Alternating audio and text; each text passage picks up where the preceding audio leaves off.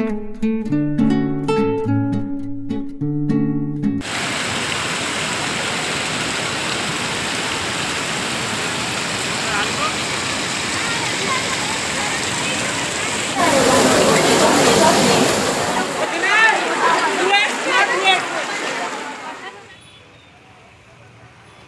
বন্ধুরা, আশা করি সবাই ভালো আছো। চলে এসেছি আমি স্বর্ণালী তোমাদের সঙ্গে শেয়ার করতে উত্তরাখণ্ডের কিন্তু পরবর্তী পার্ট নিয়ে। আজ কিন্তু আমরা চলে এসেছি মুসৌরি থেকে দেরাদুনের দিকে। আমরা কিন্তু মুসৌরি থেকে দেরাদুনের ডাইরেক্ট বাস পেয়ে গেছিলাম। আমরা কিন্তু ডাইরেক্ট বাসেই মুসৌরি থেকে দেরাদুন চলে এসেছি। মুসৌরি থেকে দেরাদুন আসতে আমাদের কিন্তু বাস ভাড়া নিয়েছে 80 টাকা পার হেড।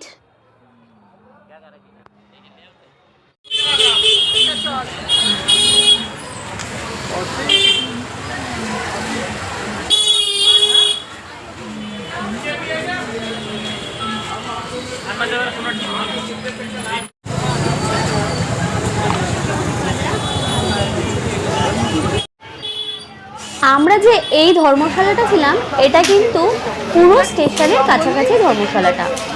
স্টেশন থেকে এই ধর্মশালার দূরত্ব পায়ে হেঁটে 5 থেকে 7 মিনিট। রুমে মালপত্র রেখে আমরা কিন্তু বেরোতে চলে এসেছি দেরাদুন মার্কেটে। এখান থেকে আমরা কিছু দূর যাওয়ার পর এখানে কিন্তু ক্লক টাওয়ার দেখতে পেলাম। আর এই মার্কেটটা কিন্তু খুব বড় মার্কেট ছিল, সেখানটাও ঘুরে এলাম। সেদিন রাত্রিটা রেস্ট করে পরের দিন কিন্তু আমরা চলে এসেছি দেরাদুনের সাইট সিনে। আমরা কিন্তু ঘুরতে এসেছিলাম সহস্রধারায়। এখানে এসে কিন্তু তোমরা স্নানও করে নিতে পারো। তোমরা কিন্তু চাইলে পুরো দিনটা এখানে এনজয় করতে পারো। এখানে দারুণ সুন্দর ভিউ আর সুন্দর এনজয়মেন্টের কিন্তু পুরো জায়গা ছিল। অনেক অনেক লোকেরা কিন্তু এখানে স্নান করছিল আর ভীষণ মজা নিচ্ছিল। তোমাদের হাতে যদি টাইম থাকে একটা দিন কিন্তু তোমরা এখানে সময়টা কাটিয়ে নিতে পারো।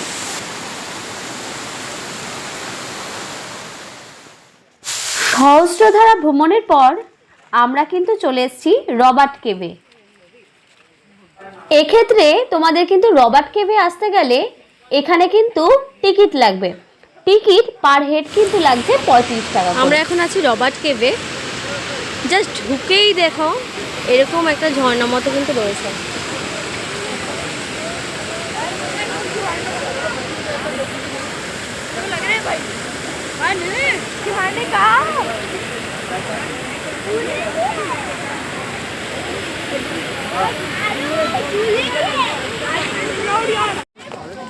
দেখো এখানে কিন্তু একটা পার্কেরও ব্যবস্থা আছে। এই যে দেখো বাচ্চাদের খেলার কিন্তু অনেক সুন্দর ব্যবস্থা আছে। এই যে দেখো এই রাস্তাটা ধরে সোজা চলে যেতে হবে। পাশ দিয়ে দেখো এরকম কিন্তু জল পড়ে যাচ্ছে আর আরেক সাইডে রয়েছে এরকম জঙ্গল, মাঝখান থেকে রয়েছে রাস্তা। এই রাস্তা ধরে এগিয়ে চললে এইখানটা দাঁড়া।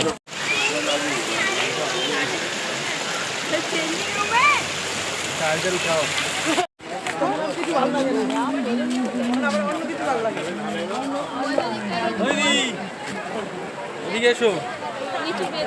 বসে আছে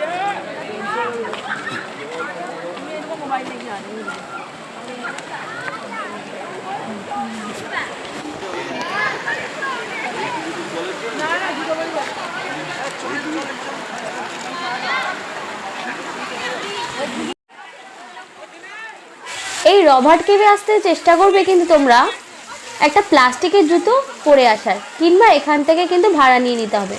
চেষ্টা করবে যতটা সম্ভব হাফ প্যান্ট বা অন্য কিছু পরে আসার মতো, নইলে কিন্তু তোমাদের জামা কাপড় কিন্তু ভিজে যেতে পারে। কেননা আমাদের ভিতরে কিন্তু এই কেভের ভেতরে ঢুকে যেতে হবে আর ভেতরে অনেকটাই জল ছিল। তোমরা কিন্তু চেষ্টা করবে সেক্ষেত্রে কোনো ব্যবস্থা করার। এই রবার্টস কেভের কিন্তু আরেকটাও নাম আছে, সেটাকে বলে গুচ্ছু পানি। তোমরা যারা দেরাদুন ভ্রমণে আসছো বা এখানে কোনো কারণে আসছো, তবে আমি তোমাদের বলবো অবশ্যই কিন্তু রবার্টস কেভে একবার ভিজিট করো। আশা করি একটা দারুণ অনুভূতি আর দারুণ মজার একটা কিন্তু সময় তোমরা কাটাতে পারবে।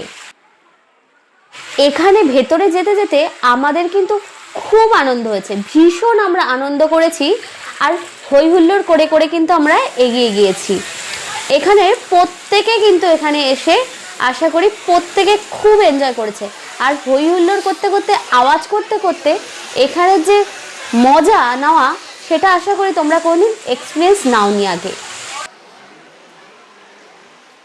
আমি চেষ্টা করেছি একটা এই ভিডিওটার মধ্যে পুরো রবার্স কেভের ভিডিওটা কিন্তু তোমাদের সঙ্গে শেয়ার করার।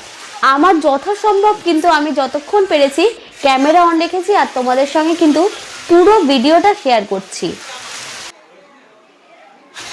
কেভের ভেতরের দিকে যতটা যাবে পাহাড়গুলো কিন্তু সংকুচিত হয়ে আছে আর দেখতেও খুব সুন্দর লাগছিল, আর পাহাড়ের গা বেয়ে বেয়ে কিন্তু জল নেমে আসছিল।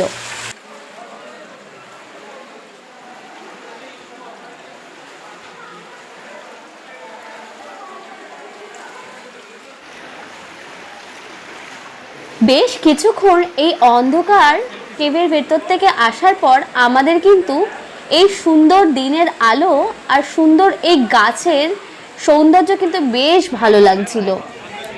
এটা কিন্তু একদম কেভের লাস্টের দিকটাতে আমরা চলে এসেছি। এখানে বেরিয়ে কিছুটা ছবি তুলে কিছুটা আনন্দ করে সবার সঙ্গে কথা টথা বলে আমরা কিন্তু বেরিয়ে গেলাম কেভের বাইরে থেকে।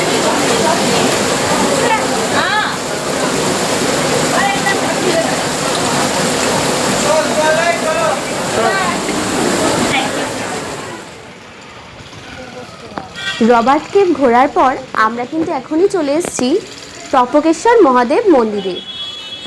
দেরাদুন ঘোরার জন্য কিন্তু আমরা একটা অটো বুক করে নিয়েছিলাম। এই অটো কাকুই কিন্তু আমাদের পুরো দেরাদুনটা ঘুরিয়ে ঘুরিয়ে দেখাচ্ছিলেন। এই মন্দিরটা কিন্তু খুবই সুন্দর ছিল, বিশাল একটা জায়গা জুড়ে কিন্তু এই মন্দিরটা অবস্থিত ছিল। মন্দিরের ঠাকুরগুলো কিন্তু ছিল গুহার মধ্যে, পুরো গুহা দিয়ে ঢুকে কিন্তু আমরা চলে গিয়েছিলাম মন্দিরের ভেতরে। তোমরা চাইলে কিন্তু এই মন্দিরে এসেও স্নান করতে পারো, তবে এখানের কিন্তু জলটা অনেক জোরে বইছে আর অনেকটা কিন্তু ডিপ ছিল। মন্দিরের কিন্তু কিছুটা দৃশ্য তোমাদের সঙ্গে আমি শেয়ার করলাম।